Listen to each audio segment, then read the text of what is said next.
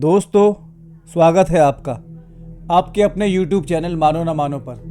अक्सर गांव में भूत प्रेत और छलावे को लेकर कई तरह की कहानियां बताई जाती हैं और गांव के लोग उसी कहानी को सच मानकर उसके हिसाब से ही अपना जीवन जीते हैं ताकि कोई बुरी शक्ति से उनका कभी भी सामना ना हो।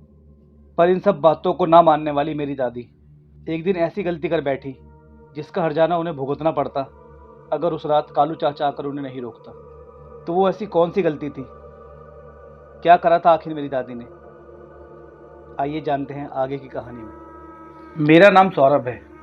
मैं उत्तराखंड के संगलाकोटी गांव का रहने वाला हूं। गांव में अक्सर सोते समय दादी हमें अपने पुराने किस्से सुनाती थी। ऐसे ही एक दिन दादी ने एक कहानी सुनाते हुए कहा, जो गलती उन्होंने करी है हम वो गलती कभी ना करें।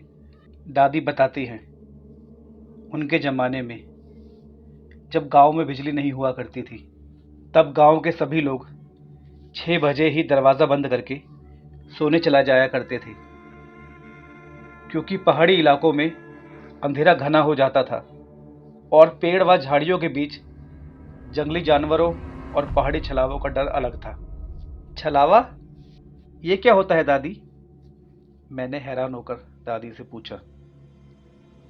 बेटा, छलावा एक बहरूपिया भूत है जो किसी का भी रूप बदलकर आपको अपने साथ ले जाएगा और मार देगा, दादी ने मुझे बताया। दादी, आपने कभी छलावा देखा है क्या? हाँ बेटा, मैंने देखा है और उसके डर को बहुत करीब से महसूस भी किया है। आगे दादी बताती है, जब वो नई नई शादी करके गांव में आई थी, गांव की औरतों ने दादी को बताया था कि वो रात के अंधेरा होने से पहले बर्तनों को धो ले या तो फिर गंदे बर्तन घर के अंदर ही रखे और अगली सुबह होने पर ही धोए, क्योंकि उन औरतों के हिसाब से गांव में छलावा गंदे बर्तनों की ओर आकर्षित होता है और अगर कोई रात को बर्तन धोता है तो उसे अपने माया जाल में फंसाकर ले जाता है और मार देता है। पर मेरी दादी तो शहर की थी, उन्हें तो खाना देर से खाने की आदत थी, तो बर्तन जल्दी कैसे धोती? और शहर में रहने की वजह से उन्हें गांव की औरतों की बात बस एक भ्रम लगी। अब दादी अगले दिन रात को करीब 7:30 बजे खाना बनाती है और खाना बनाने और खाना खाने में करीब 9 बज जाते हैं। दादी सारे गंदे बर्तन इकट्ठा कर धोने के लिए बाहर ले जा रही होती है, तभी पीछे से दादाजी आवाज लगाते हैं, अरे रात को गंदे बर्तन बाहर नहीं धोते, इन्हें सुबह साफ कर लियो। पर दादी उनकी बात नहीं मानती और कहती है, बर्तन धोए बिना तो मैं सोऊंगी नहीं, और बाहर बैठकर बर्तन धोने लगती है।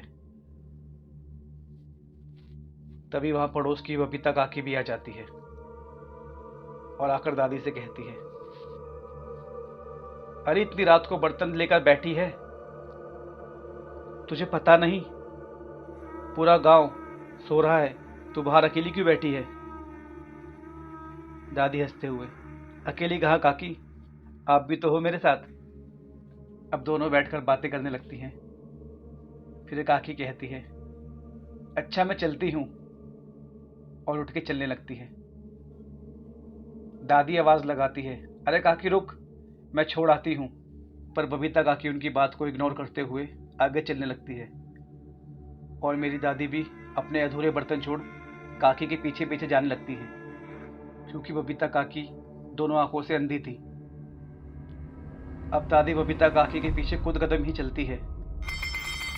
तभी उन्हें ऐसा लगता है जैसे उनके धुले हुए बर्तनों को कोई पटक रहा है।